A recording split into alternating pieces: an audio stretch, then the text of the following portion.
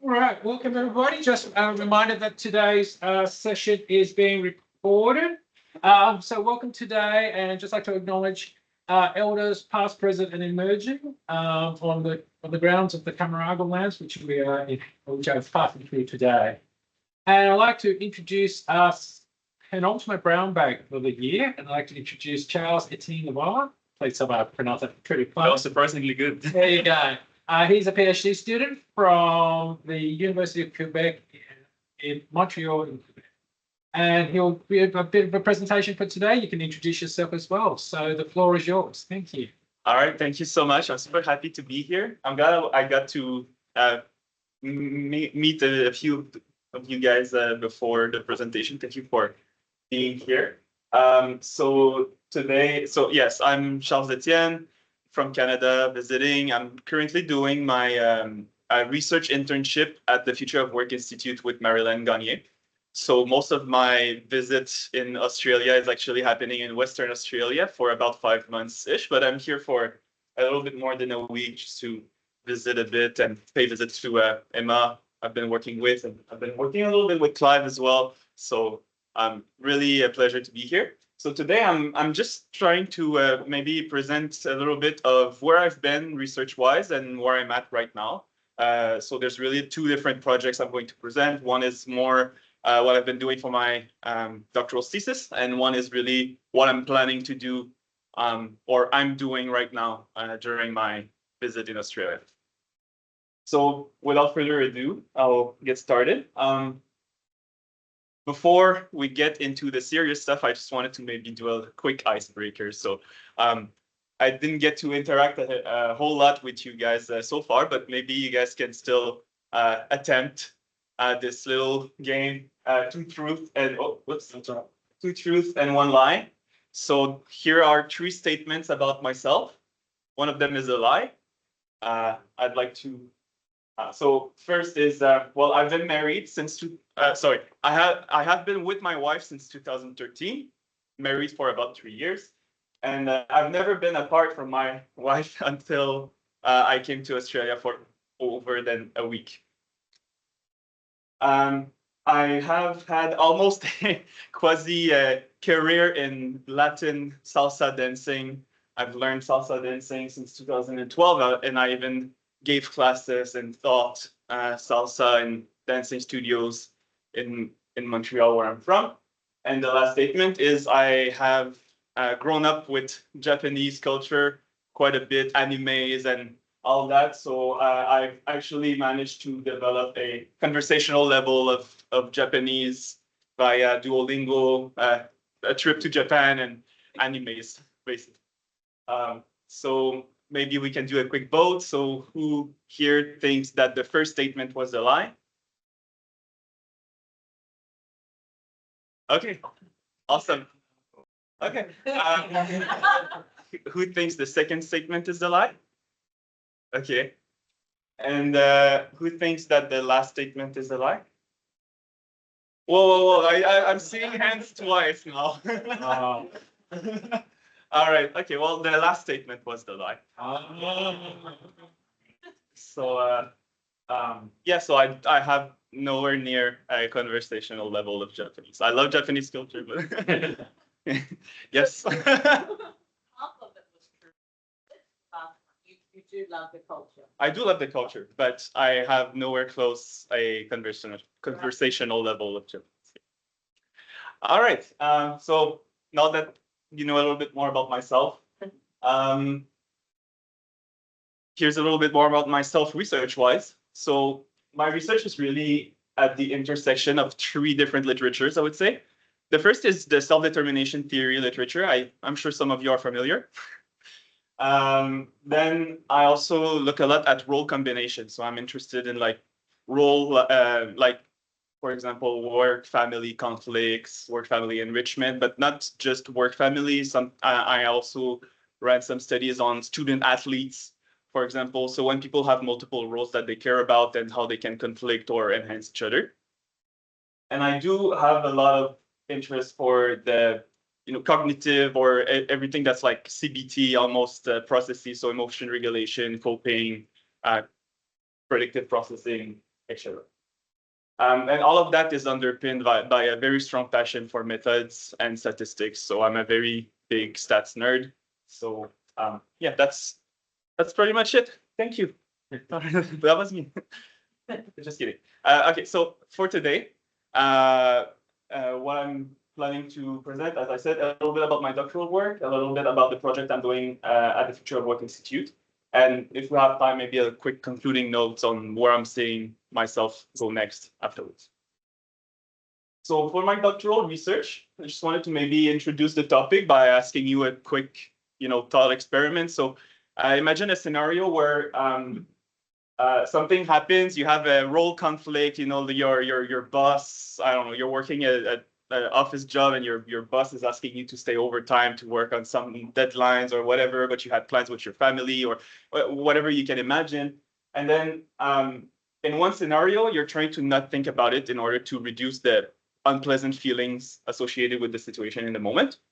And in the second scenario, you decide to take some distance, for example, like going on a walk or removing yourself from the situation momentarily, because you paid attention to your emotions, and all things considered right now for you, you feel like the thing you need is some distance from the situation. So I know it's a bit of a leading question, but which one would you think is the healthiest scenario in this situation?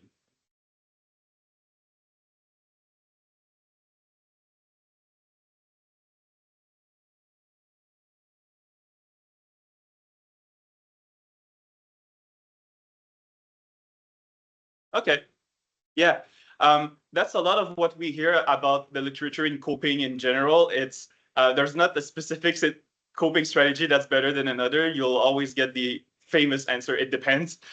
So that's totally correct.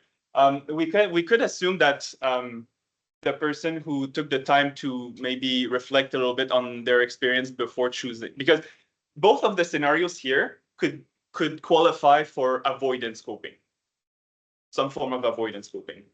But there's still two very different scenarios in some ways. And that's kind of the phenomenon I was interested in. So I wanted to look at the interplay between coping strategies, but also looking at, does it interact with the way people handle their emotional experience? So emotion regulation. So for that, I really wanted to look specifically at when people cope with specific type of stresses, which is the role conflicts. So as I was talking about, like work family, for example. And there's a growing interest in this literature to really study work family conflicts, not by asking someone, oh, does your work and your life conflict with each other a lot or not a lot or whatever. There's a growing movement towards asking people, can you tell me about a specific time, like an episode, basically. So we're really looking at the process of, okay, this is a situation where you experience conflict. How did you handle it? So I'm grounding myself in this approach. I'm using the SDT perspective for emotion regulation.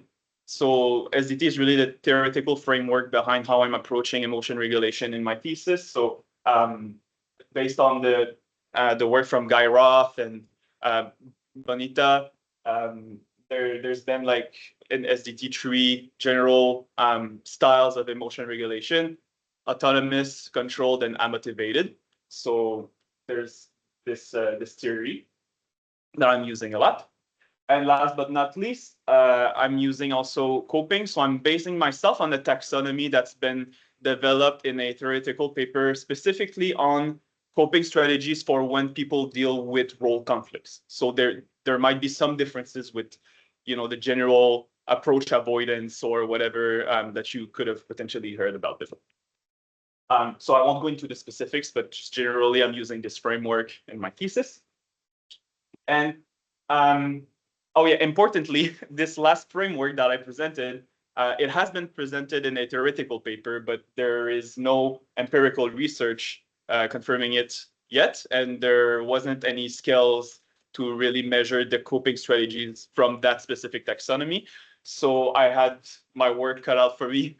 Basically, the first step was to see if I could develop a valid measure of coping based on that specific taxonomy, and then using that measure, trying to see if emotion regulation would act as a moderator of the effectiveness of coping strategies. So kind of looking at the situation a little bit from the thought experiments from earlier, is there some strategies that even for a same given coping strategy, if I looked at my emotion or I approached my emotions differently in the situation, is going to potentially change the outcome.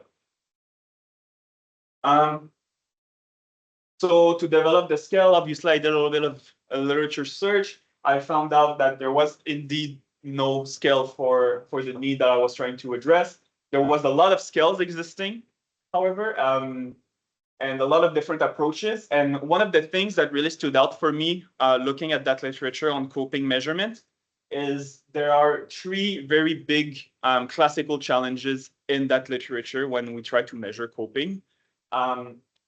The first is the nomenclature, the second is measurement, and the third is effectiveness. So I'll just quickly note a little thought about each. So for the nomenclature, there's a lot of different scales. There's a lot of different taxonomies. There's a lot of different ways that in different across papers, there's a lot of different ways that people try to classify coping strategies. So one of the things I wanted to do in my thesis was, okay, so I'm using a specific theoretical framework for my scale for my project, but mine has the characteristic of being very specific to work-family conflict, as I said. I know that there exist scales out there that have the pretension or the ambition to be able to measure coping in a very broad, like not stressor specific manner. So really just approach avoidance, and we're supposed to be able to apply it to any stressor. So the way I wanted to kind of address the challenge in my research was to compare both scales. So I used a scale that was already validated that used broad coping strategies, and I applied it to work-family conflict to see if it worked. And I had my own scale to kind of do a comparison about, okay, so do we have better predictive capacities when we use coping strategies that are really tailored to the specific stressor we're looking at, or can we just apply, for example, approach avoidance and already be able to predict outcomes correctly? The second challenge is measurement. The way that coping works, like if I'm doing something where I'm avoiding and it works, it reduces my discomfort or whatever, I am, by nature of the behavior, I will be less likely to do other behaviors even of the same category, because I've achieved the reduction of the discomfort in the moment. So because of those type of interplay between how different strategies get deployed, very, very often in coping measurement, their internal reliability, so Cronbach's alphas or omegas, will be very low for measuring coping, because the different items are measuring different strategies that are actually not even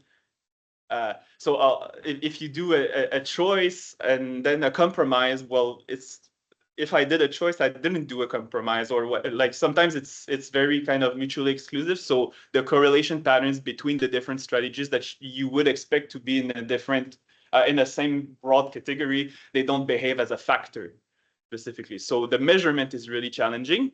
And one solution that has been used in the past in the literature on coping measurement is to use a definition item. So really you do a layman definition of the construct you're trying to measure, and you just present that one single item to the participant. So we see avoidance as blah, blah, blah.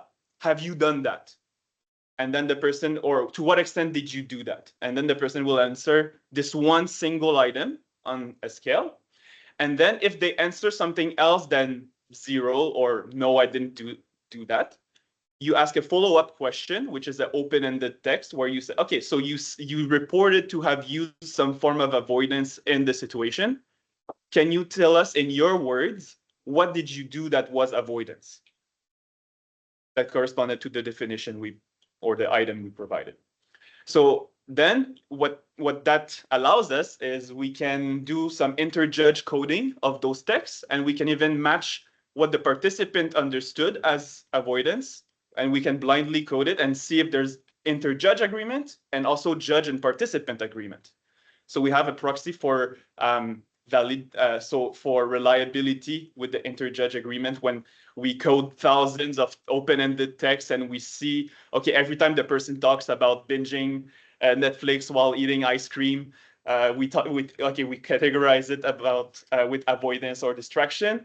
And turns out the participants also reported that as a form of avoidance. So we seem to see eye to eye and they seem to understand what we mean. So that's kind of the method that we can still validate the skills, even if it's a single item per category. And then again, if I'm in my thesis, I was going to compare that method, so that way of measuring coping, with the traditional scale existing that has multiple items that are probably looking a lot more with this as all the other scales that we know about.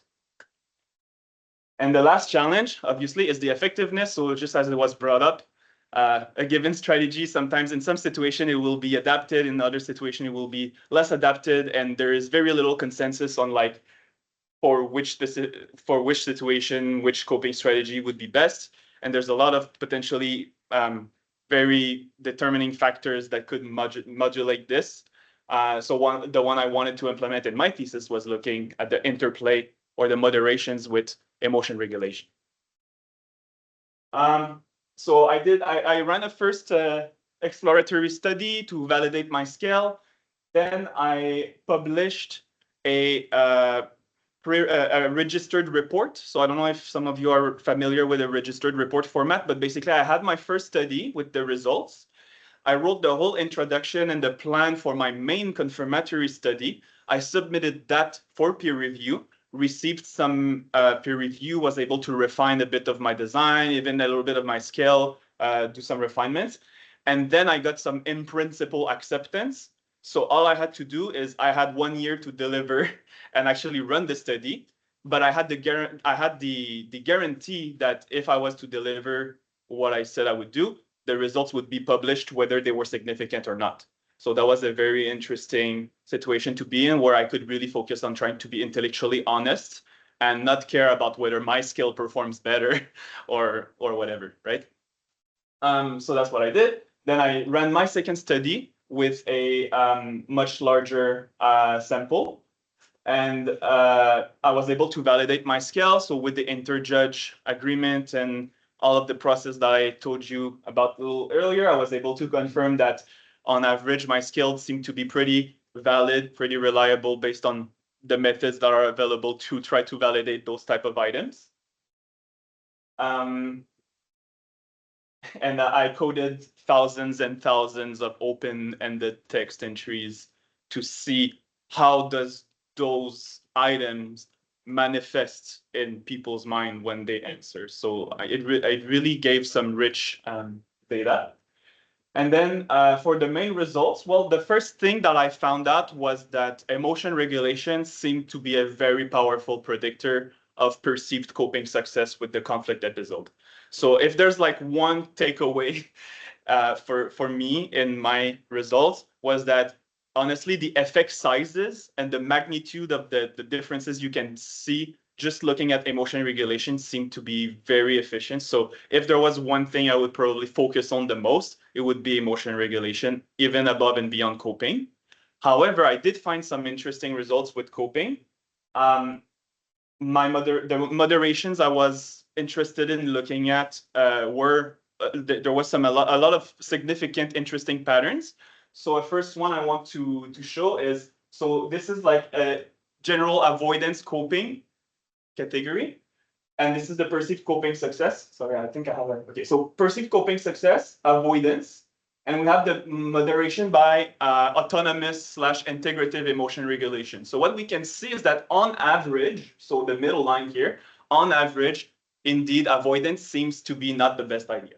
However, if you did deploy the avoidance coping strategy in the context of a situation where you did pay attention and you did go through an integrative process for what you're feeling and emotion regulation, then the negative effect of avoidance got completely buffered. So that top line is non-significant, that top slope.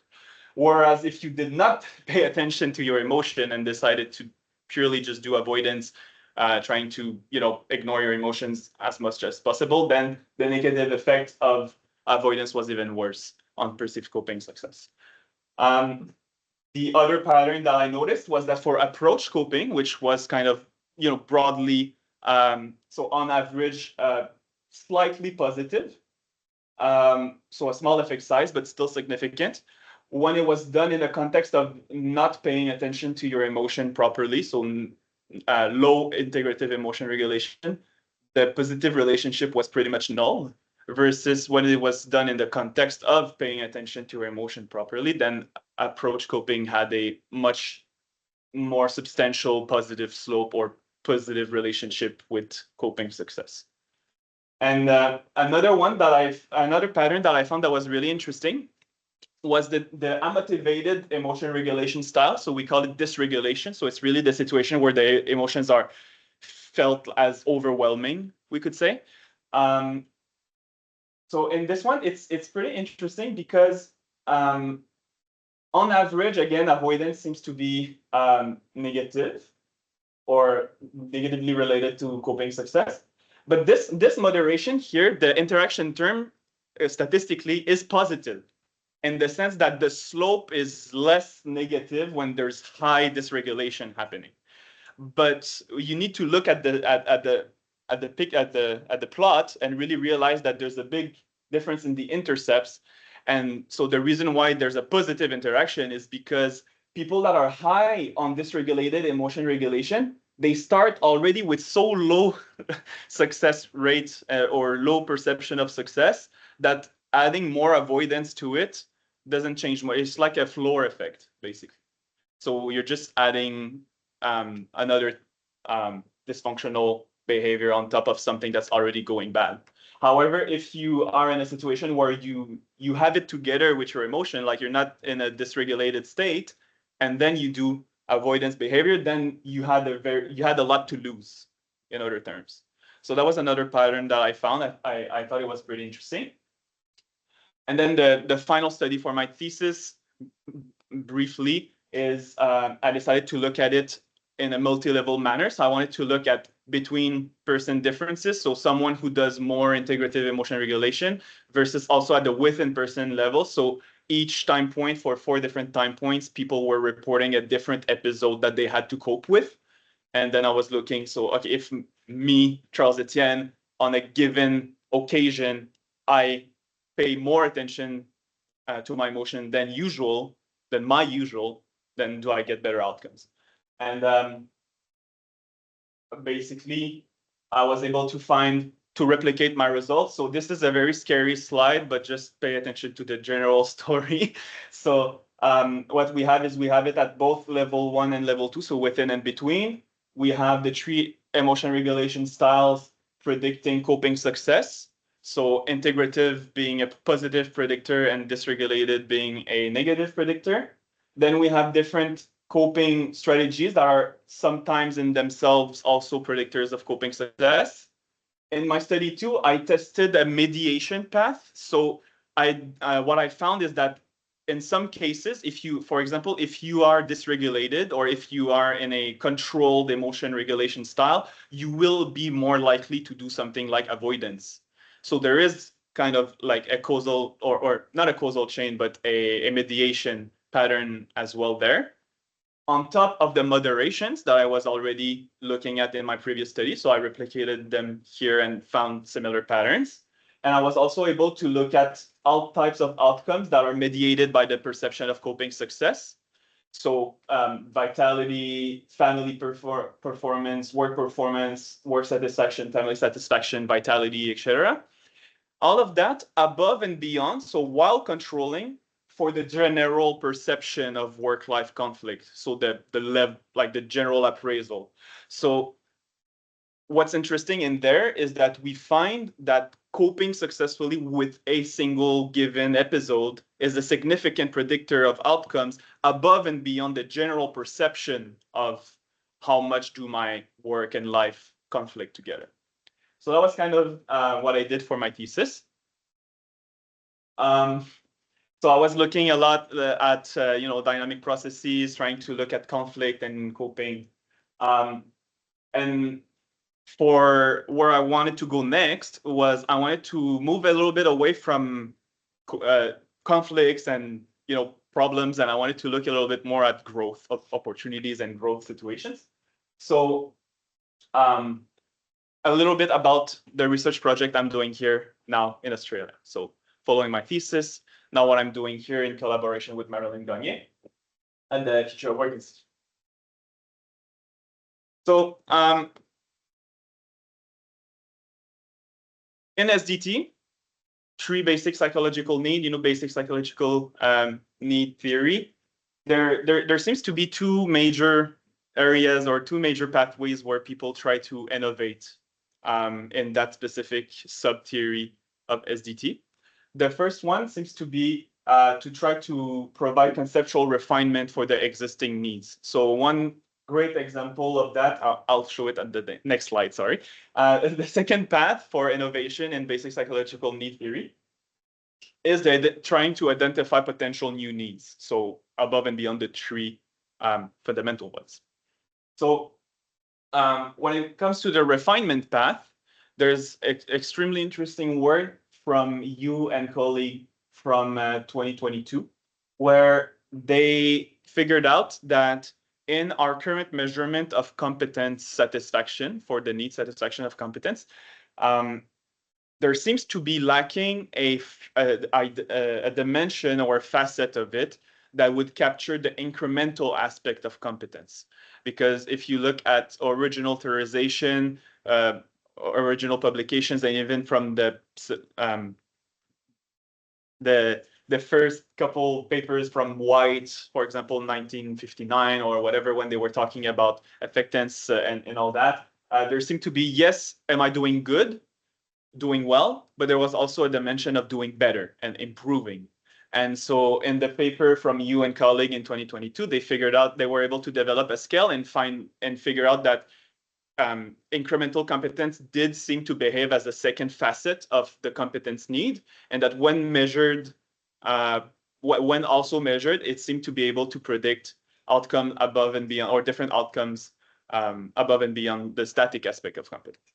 So that was an example of the refinement path.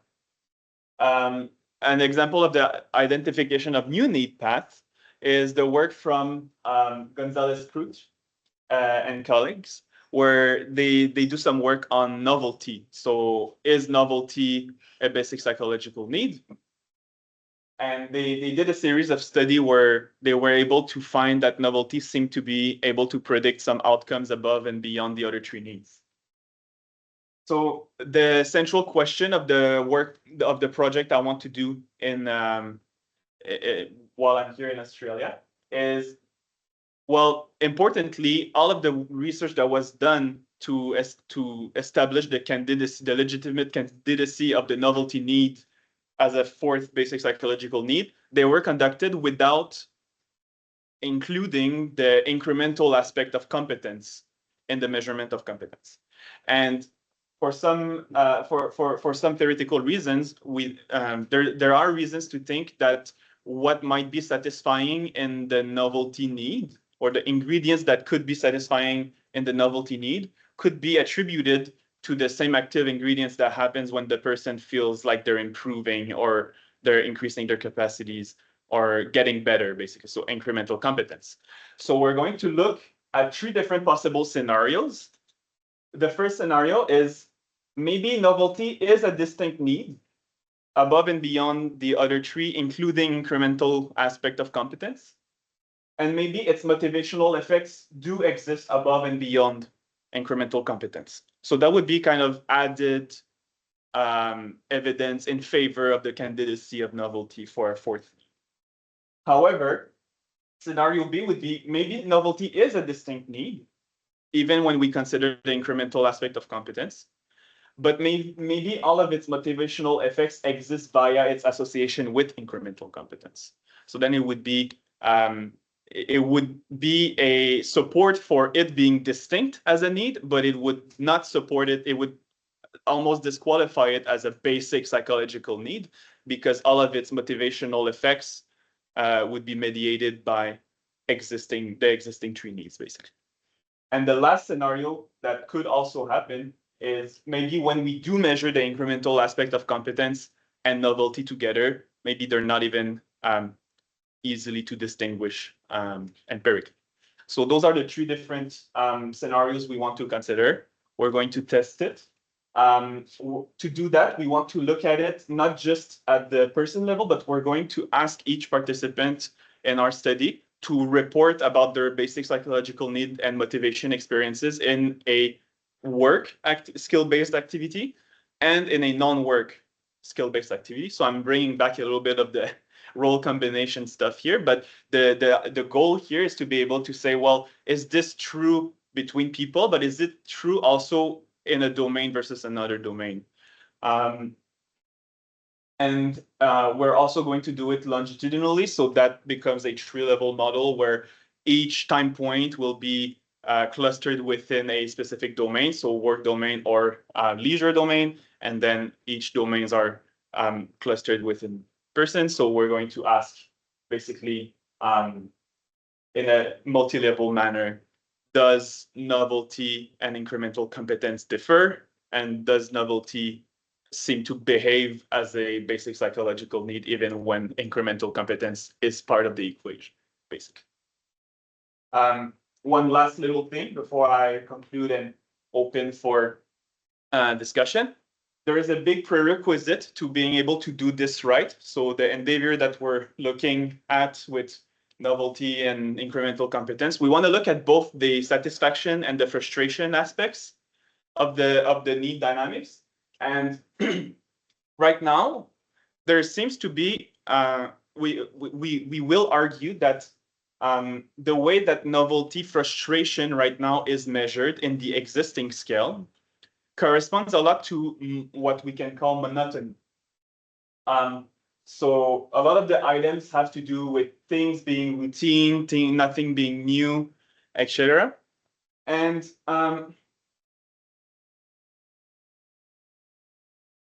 I think, or Marilyn and I will try to argue and investigate, maybe monotony is the need non-fulfillment, like the unfulfillment of the need for novelty, so the absence of being able to engage with novel situations, but maybe it's not really the frustration. So just to draw a little parallel, when you look at the relatedness need, the satisfaction is when you have interactions with others. So relatedness is satisfied when you have contact with others and there is mutual respect, there is a basis of love in the interactions, there is active ingredients that are satisfying in the interactions with others. If you have need unfulfillment for relatedness is when you have a lack of interactions with others, whereas when you have a frustration of the need for relatedness is when you have interactions with others, but they're not going well or they're frustrating. So there is interactions, but you don't have those key satisfying ingredients like love and respect, etc.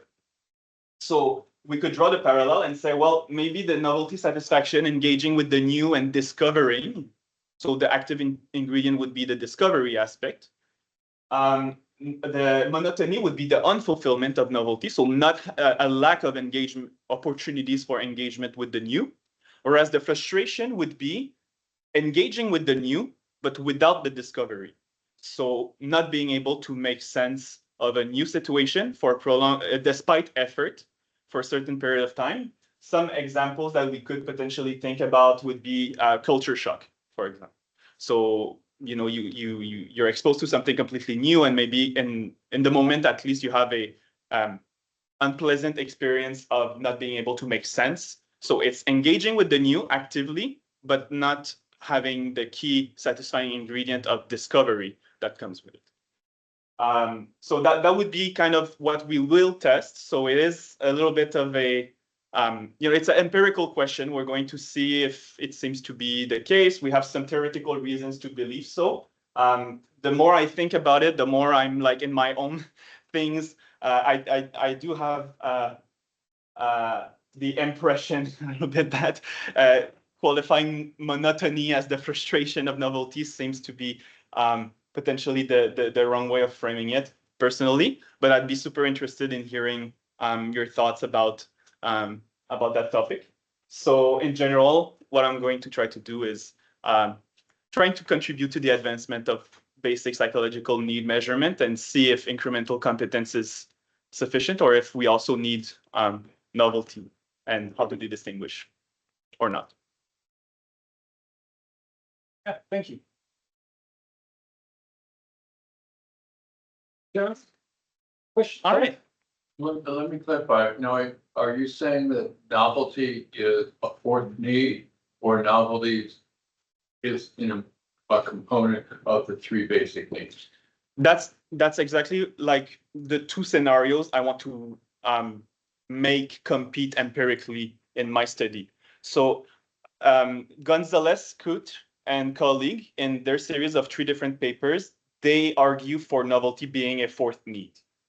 Now, I'm not trying to claim that I think they're right or not. I mean, we could discuss that around a drink or something. But what I think is there is some literature that positions it as a potential legitimate candidate for a fourth need. But all of that literature did not measure incremental competence. So what I think is if we do a research like this one, we will be able to tell apart, does novelty keep predicting autonomous motivation and all that, even when incremental competence is taken into account? If the answer is yes, and it keeps predicting stuff above and beyond incremental competence, I will have to conclude that the evidence goes in favor of it being a potential fourth need. But if it doesn't, I will conclude that maybe novelty, all of it, the way maybe the reason why novelty behaved like a need in the previous research was because of its overlap with competence. I can understand why incremental competence is important. I understand that. Why it's just incremental competence? Why not the others as well? So there is a possibility that the others as well have some overlap. No, but I meant the incremental aspect. With novelty versus novelty, right? Huh? Specifically, with novelty is what you mean? Well, but it would seem to me that that they're static and incremental for all three. No. Well, I mean, there might be, but you and colleague, the work about incremental competence was really for the competence need specifically. So it was really like static and incremental competence, but they didn't write anything about like incremental aspects of autonomy or incremental aspects of relation. Certainly some of the work that's being done here, particularly by John Marshall Reed, is looking at that sort of intermediate states. We have some interesting discussions as to, if something completely irrelevant to me, I just don't care, then my needs aren't being satisfied, I'm being frustrated. So I guess, is that different from what you're talking about? It's a very interesting point. I